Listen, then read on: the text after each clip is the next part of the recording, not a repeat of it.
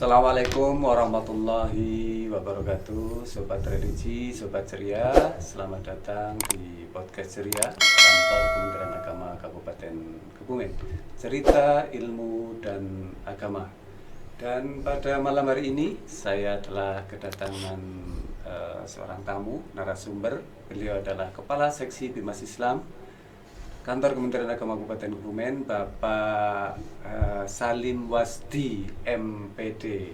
Selamat malam Pak Salim. Selamat malam Mas Fauzan.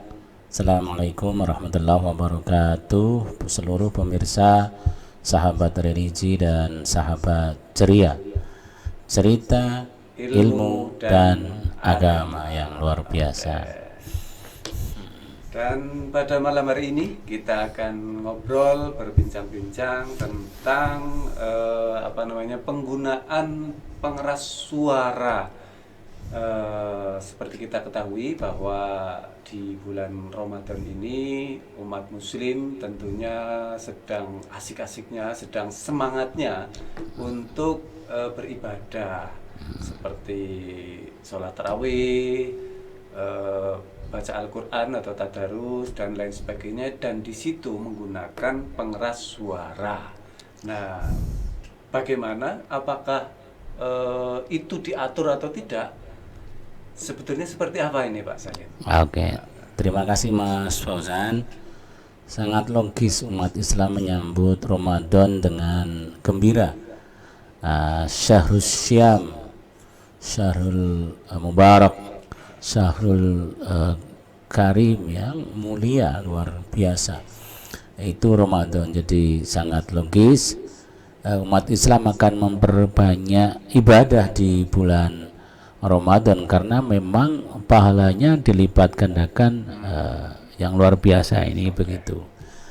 Cuma memang di dalam semangatnya beribadah ini umat Islam harus paham inti substansi terutama dalam penggunaan pengeras suara. Jangan sampai kontraproduktif. Ya memang orang beribadah itu di Indonesia itu dilindungi oleh undang-undang Mas Fauzan. Di pasal 29 ayat 1 dan ayat 2 itu agama apapun itu dilindungi untuk warga negara memeluk dan mengamalkan ajaran agamanya, itu seperti itu. Cuma di Menteri Agama ini atau negara itu harus hadir demi terwujudnya ketentraman, ketertiban dan kenyamanan masyarakat. Maka Menteri Agama mengeluarkan SE Surat Edaran nomor 5 tahun 2022 tentang pedoman penggunaan pengeras suara di masjid dan musola. Jadi ada aturannya ya Pak? Ada, dan ini harus dipahami, pedoman penggunaan, bukan pedoman pelarangan. Ya, bukan. Ini pedoman pengesahan salah tafsir. Ini pedoman penggunaan. Jadi menggunakan itu dilindungi oleh regulasi gitu. Boleh ya, cuma tadi tujuannya SE ini adalah mewujudkan ketentraman, ketertiban dan kenyamanan bersama. Jangan sampai kontraproduktif. Itu begitu Mas Fauzan. Oke, berarti ternyata ada aturannya untuk penggunaan pengeras suara, yaitu diatur dalam SE nomor 5 tahun 2022 tentang pedoman penggunaan pengeras suara di masjid dan musola. Ini harus dipahami, pedomannya itu pedoman penggunaan gitu. Bukan dilarang, diatur gitu ya Pak ya. Betul. Terus untuk teknisnya Pak, mungkin kalau kita sering mendengarkan atau mungkin kita ada di masyarakat itu kan kadang mohon maaf ini ada masjid yang satu suaranya keras, mungkin tadarusnya lama. Ada yang masjid satu mungkin kurang keras, tadarusnya juga mungkin cukup sampai jam berapa. Itu sebetulnya ada aturannya sebetulnya sampai jam berapa itu Pak? Ya, aturan ini atau SE ini mengatur tentang volume dan durasi. Oh, volume dan durasi. Ya, jadi di volume itu tidak boleh melebihi 100 desibel. Ya. gitu. Di Bimas Islam Kementerian Agama Kabupaten Kebumen di kantor ini ada juga alatnya untuk mengukur itu. Alhamdulillah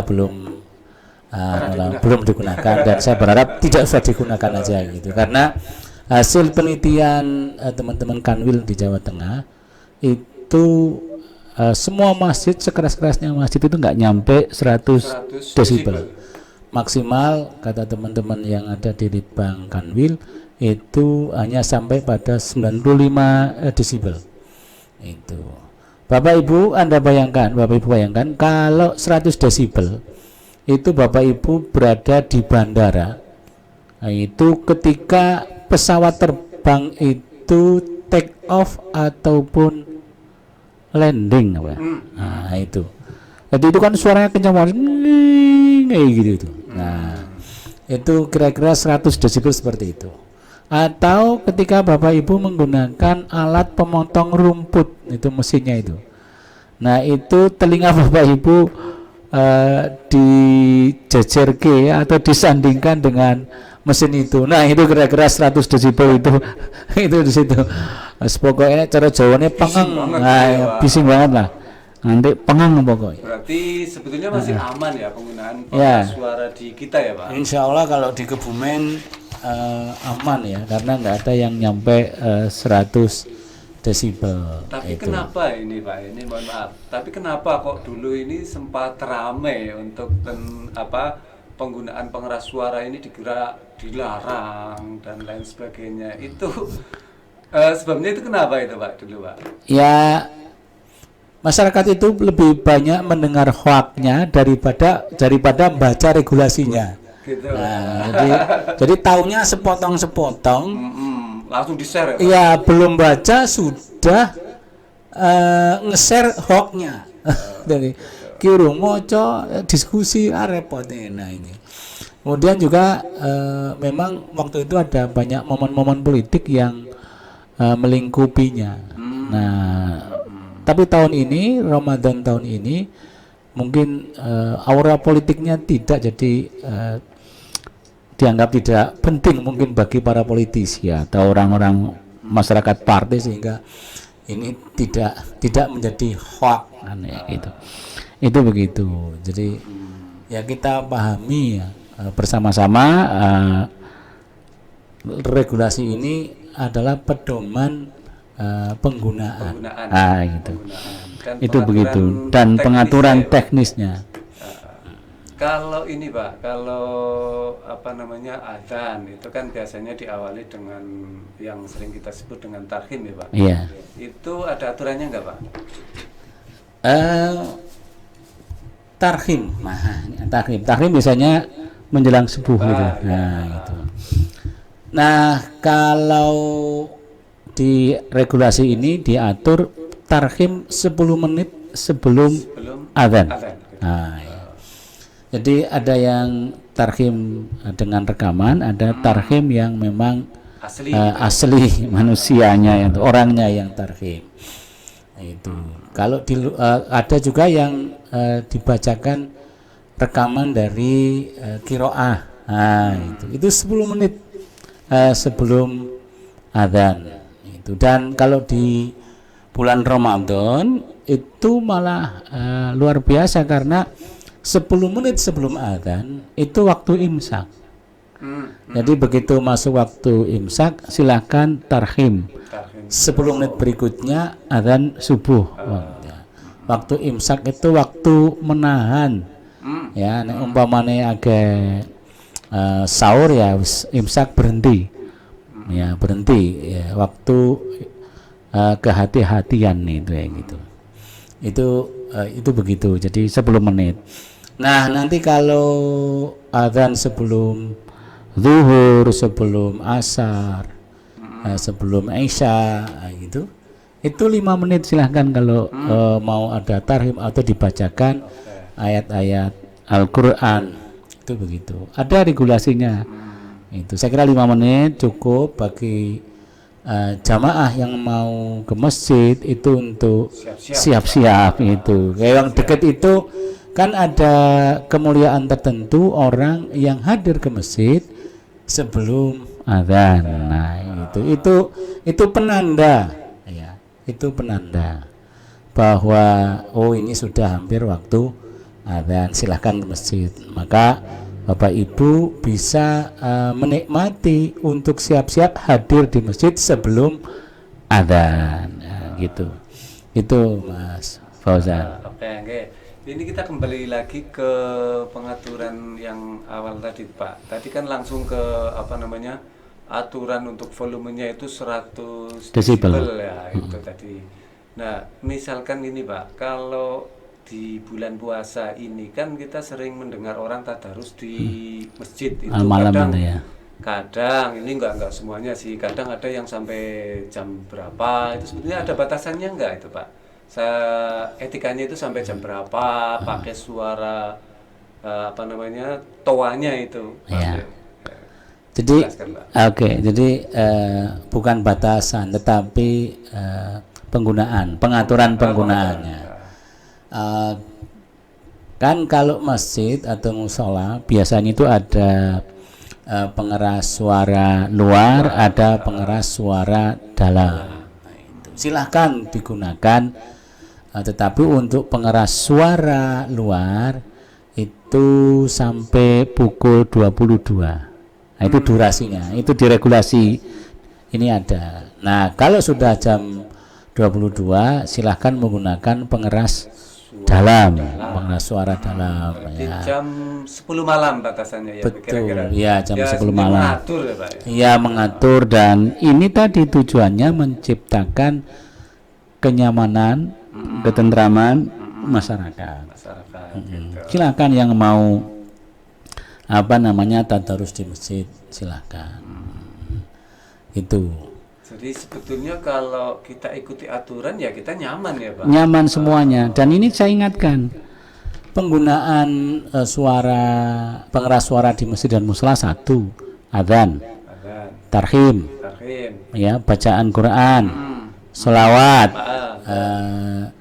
terus tadarus. Nah, ini semuanya kan konteksnya kan dakwah, ya kan, konteksnya dakwah, tujuannya dakwah.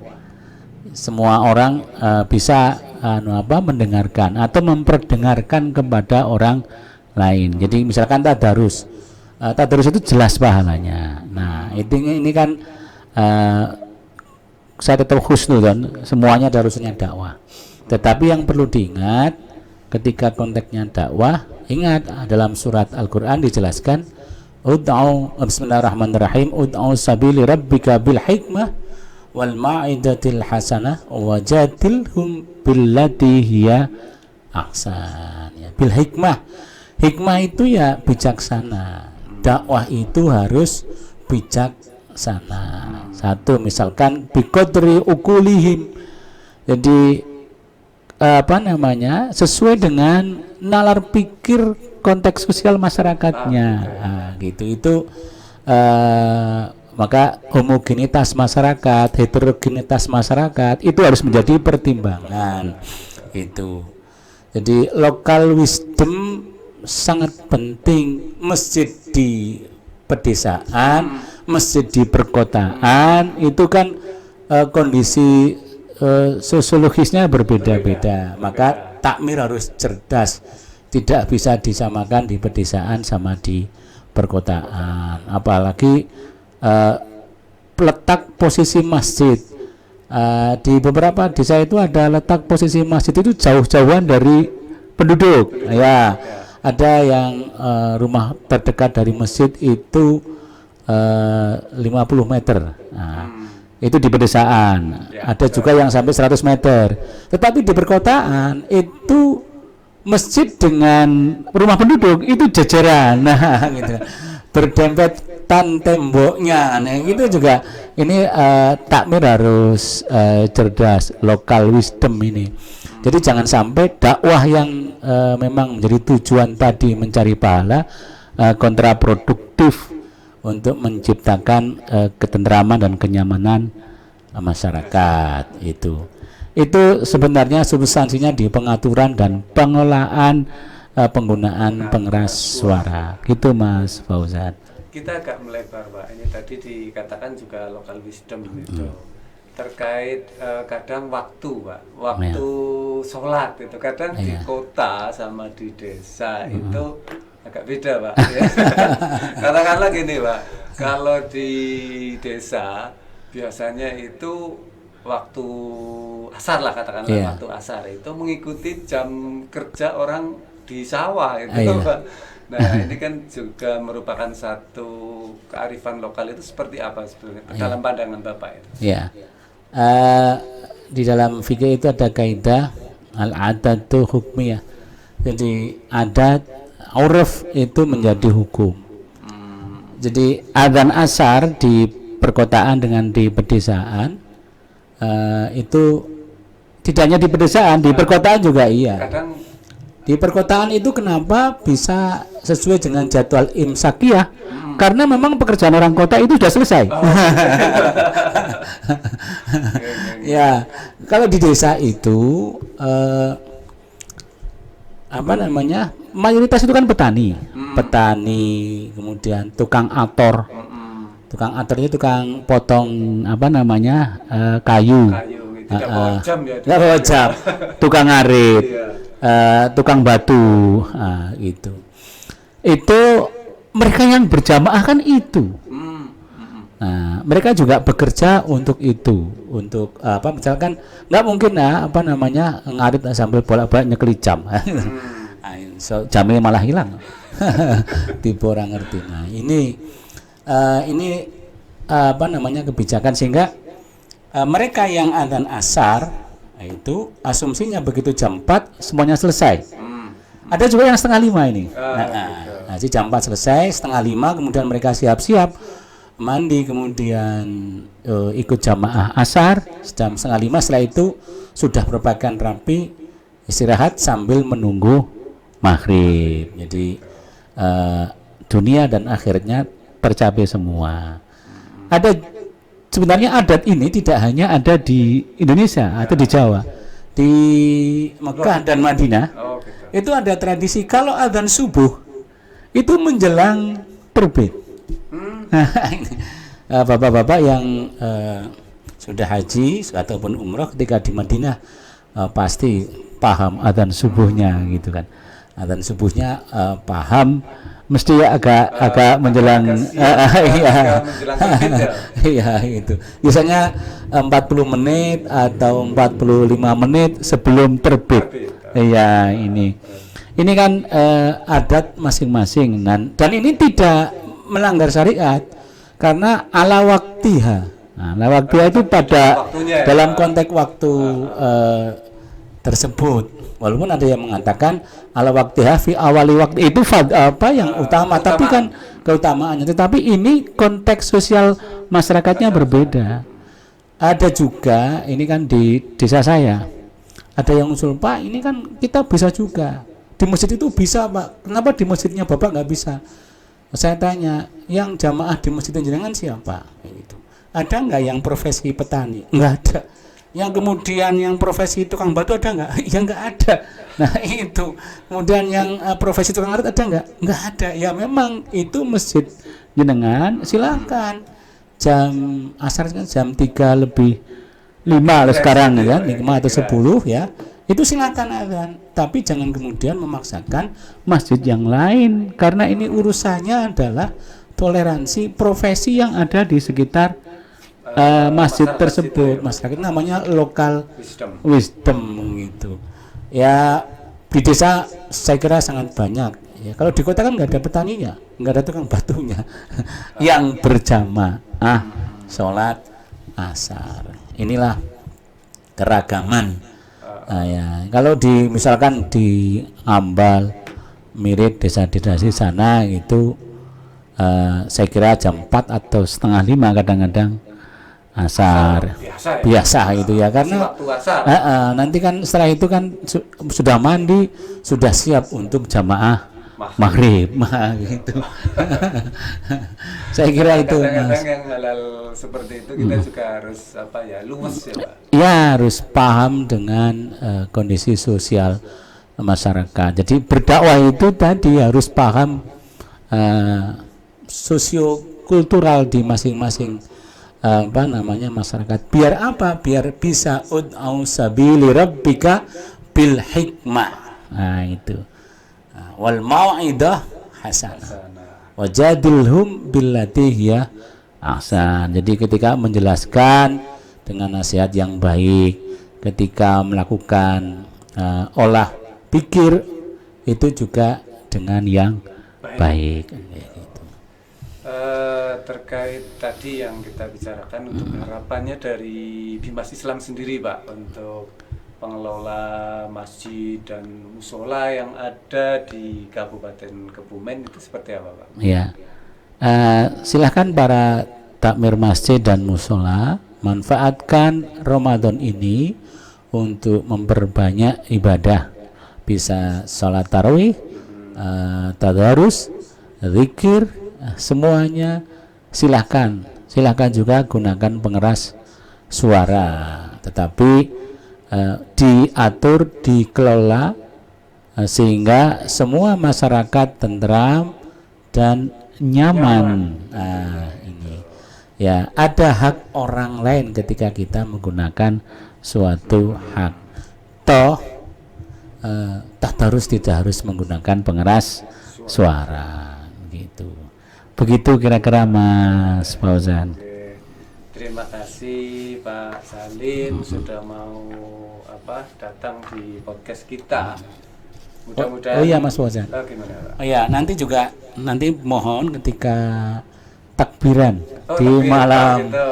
Ya, 1 Syawal ya, tapi kan harus dibahas juga. Untuk penggunaan pengeras suara, saya ingatkan silahkan memperbanyak takbir karena memang itu perintah Allah. Ya, karena itu memang sesuatu ibadah ya. Tetapi takbir menggunakan pengeras suara silakan dikelola, diatur. Kalau sudah jam 10 malam, jam 22 gunakan pengeras suara dalam gitu. Ya. Saya kira itu Mas Fauzan. Matur nuwun, terima kasih.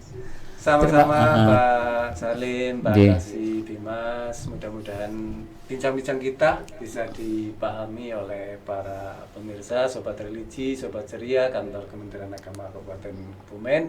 Dan sampai ketemu lagi Pak Salim di topik-topik berikutnya. Siap.